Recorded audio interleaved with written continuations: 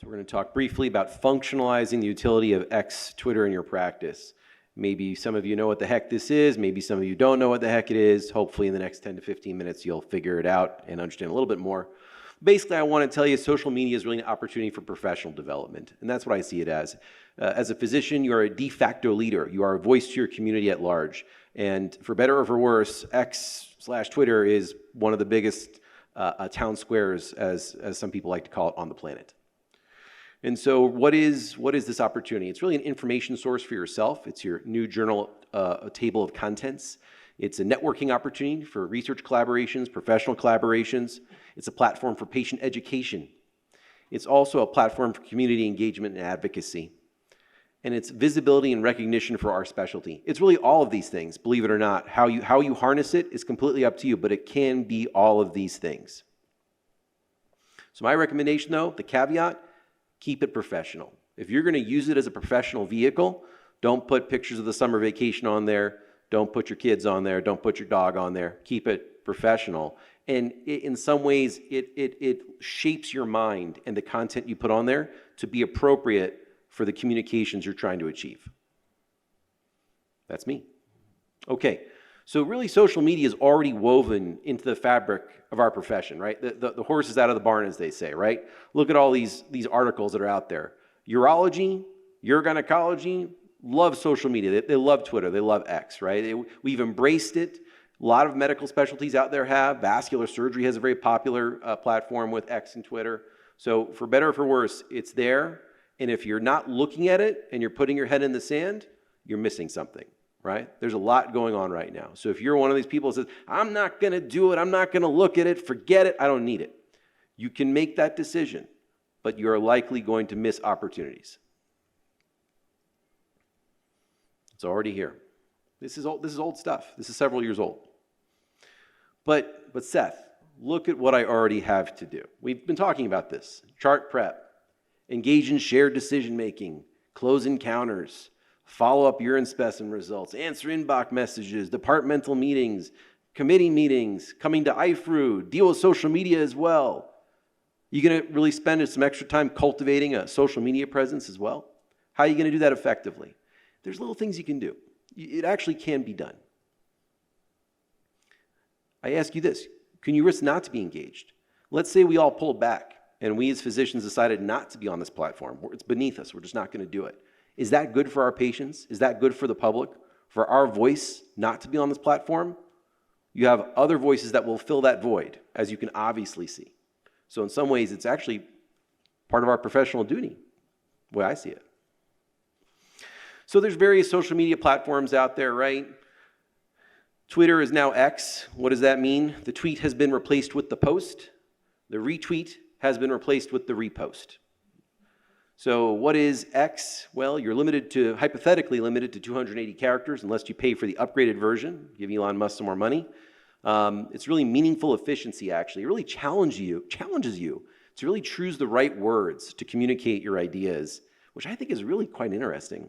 It's salient discussion, it's searchable hashtags, it's a living library of terminology. It's a combination of brevity, access, and diversity, limited on the videos and visuals, which I actually kind of like.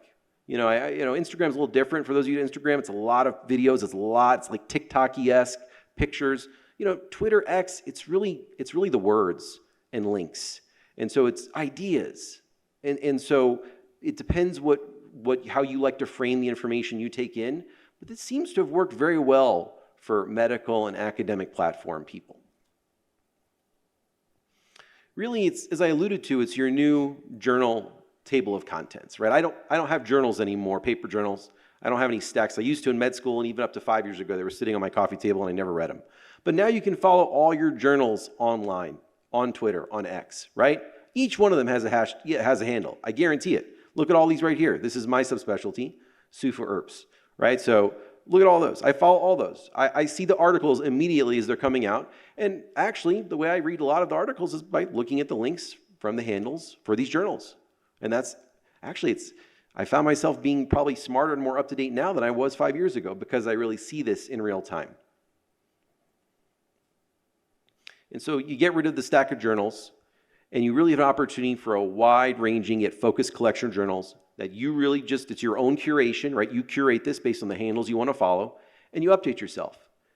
And what are hashtags? Hashtags are essentially like PubMed indexed words, right? So when you go on PubMed and you type in your keyword search, you're looking for keywords. Hashtags are the same thing except on X.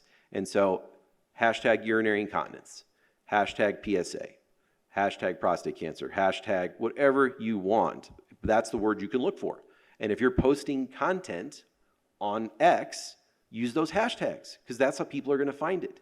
I often see some of my colleagues putting some stuff on there, and kudos to them, but you have to put some handles and hashtags on there for people to see it, right? If they're looking for something, the only way they're going to find it is if you put that stuff in your post.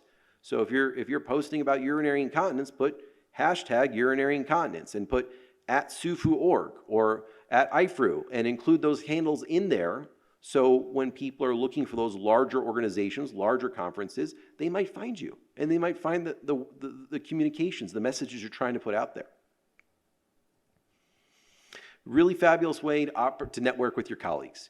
So right now, we're posting from IFRU and we're putting that online so people that are not here know what's going on right now, know all the work that Dr. Flynn put into this to make this a fabulous conference, can see that. It's going well beyond the confines of Cherry Creek because of X right now, right? People are seeing that. They're seeing all these amazing speakers because of that. It's networking. It's people seeing what you're doing and cultivating ideas based on the presentations you're making. And so once again, I'm giving you examples of hashtags here, and things that you can really look to cultivate your message, who you're trying to reach, and perhaps who you're trying to learn from as well. It's a platform for patient education. And there's always a fine line with this, but I kind of alluded to that. You as a physician, you are a de facto leader of your community, of your hospital, of your academic or private, practice, wherever you are a de facto leader.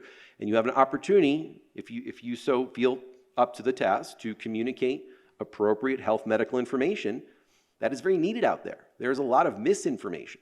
So it's an opportunity to really, the way I like to do is I really just retweet organizations with excellent content. AUA, sometimes the American College of Surgeons. Really high-level content that's put together by smart people, and I repost it. And maybe I'll add a little bit of an editorial to it, but I'm leveraging the great content that they're creating and trying to push it to the people that follow me so they benefit from that as well. Platform for engagement and advocacy. I'm very involved with a lot of health policy efforts through the AUA and the RUC committee and other things, and honestly, this is a great platform to help with that as well, because believe it or not, the people in Washington, D.C. and a lot of organizations and political worlds actually look at social media and really think it's important if you have a lot of followers and people are listening to what you have to say. And it can be impactful. So for me, in my world of health policy, public policy, it's actually been quite effective in helping communicate messages in large group gatherings like the AUA Summit. So when you go to the AUA Summit, usually it's in February or March, hundreds of physicians fly in, urologists, they're in DC, and people are posting on X as they're meeting with their local congressperson's office. And it actually gets some traction, believe it or not. It's visibility for specialties as well, right? I mean, in the world of urology, it's actually become quite a diverse subset of specialties. And we all have our little microcosms of meetings, and that's actually what's so special about the meeting that we have right here. It's really a conglomeration of specialties that might not otherwise be together in a relatively small environment. And so typically speaking, I'm following GERS meeting to see what GERS does because I don't go to GERS meetings. I go to the SUFU meetings, and hopefully people are following SUFU stuff and ERP stuff. But that platform of X gives us that visibility. It gives you the opportunity to virtually be at those meetings and virtually follow that content that you might not otherwise have seen and realize the amazing people that are within our specialty. I see so many amazing reports of surgical innovation on this platform. I'm like, gosh, I need to do that. That's amazing. How do they come up with that? And it's because I have this platform. Now there's caveats. Don't disclose confidential patient information. Avoid biased and inaccurate information. Harassment is a possibility. Be very careful what you put on there. Try not to make yourself a target. There is no delete button. When it's on there, it's on there. Please think about that. Awareness of social media professional guidelines. Believe it or not, these exist. I don't put them here. You can look them up somewhere. You represent your subspecialty, your colleagues, your institution. You have to wear that cap. And that's why I say keep it professional. I think it becomes very problematic when you try to make a social media platform both personal and professional. I think the easiest thing to do is, so for me, I have Facebook. I don't use it very much anymore, but I have Facebook, and that's where personal stuff is. And I have X, and there's really nothing personal of mine at all in my account on X. Avoid overuse and maintain it as a tool. This goes back to wellness. Don't get addicted to it. Fight it. Fight it. You have to train yourself. Set those little, timers on your iPhone or whatever you have. You can't be on it all the time. You have to maintain your sanity, right? You put it down. Don't look at it all the time. But it can be very, very helpful when used well. So specialists need to be engaged with social media. This is a quote about that. We're going to skip that in terms of time efforts. But just to go back to the 5 things I really want to convince you of, what is X? It's really an information source for yourself. It's your new journal table of contents. It's a networking opportunity for you and your colleagues, perhaps research collaborations.